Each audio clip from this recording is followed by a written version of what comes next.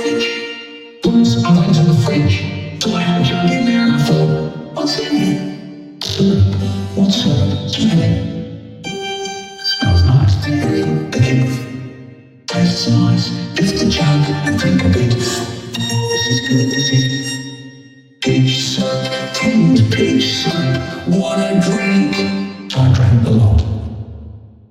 Not long after, a few days later, I went to the fridge, saw I had a jug in there. What's in it? A syrup. What syrup? Smell it. Oh yes, this is peach syrup again. Lift the jug, drink. Drink some more. Drink some more. Drink a lot. After, a few days later, I went to the fridge, saw I had a jug in there. What's in it? Syrup. Yes, here we go again. Lift the jug and fill my mouth with that thick, sweet juice. This isn't peach, this is cooking oil. Wonder who put that there.